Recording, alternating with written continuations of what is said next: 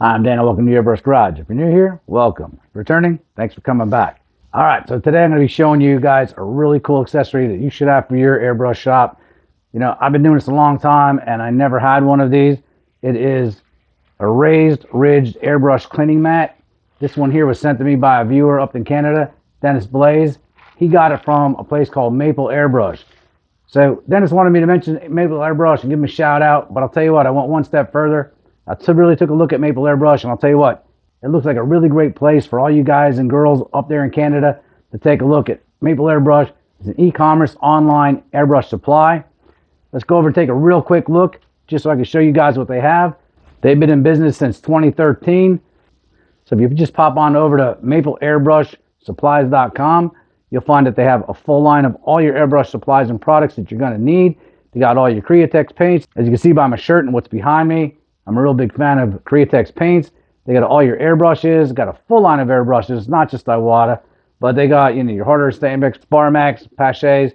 So they got a full line of airbrushes, got your compressors, your accessories, so everything you need for your airbrush stuff. So I really highly recommend, check this company out. I did. If I was up in Canada, I'd be buying from these guys. If you read their website, it says they do next day shipping, and it's a flat rate shipping for everything. So go check them guys out. Now let's check out this mat. We'll take a good look at it and give it a review. So if that's something you're interested in, please stick around. Consider subscribing. Hit that bell so you get future notifications. A couple comments, good or bad. It really helps out with the YouTube algorithm. Thumbs up will be great. Don't forget to check out all the Amazon affiliate links down below for the products I use in this video and all my other videos.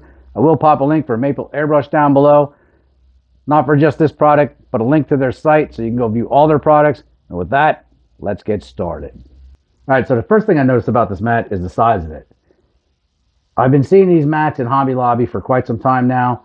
They're about $20, and they're about a quarter of the size of this mat. This mat here is only $30. So dollar for dollar, you're getting a lot more mat here. The other cool part about this mat, if you're an Iwata fan like I am, it gives you an Iwata airbrush right here, which is basically the typical airbrush. Even if you don't have an Iwata, most airbrushes have basically the same components. But what's really cool is a really good quick reference guide, especially if you're just learning of all of the parts within inside the airbrush. So it's a really cool inner look of the airbrush. Really quick reference guide to have, right on your table. The next thing I saw was, once I got it out of the packaging, so I've already tried this mat out. I just put that packaging up there so you guys can see the packaging. But I didn't take the back off because I want to show you. So there is a protective film on here that you take off to a nice rubber backing. And it's not sticky or anything, but it's a nice rubber shiny backing where you put the mat down and that mat's not going to move. I have this on cardboard right here, and look, that mat's staying put. It's not moving.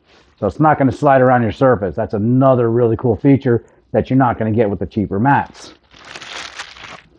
So next, when you're taking your parts off of your airbrush, now a lot of these parts can be really tiny, especially your nozzles. So when you're taking these nozzles off, if you're not over the mat, oh no! This way when you're taking this nozzle off over the mat, there's no risk of it falling off the table, as you just saw. You break down all your parts.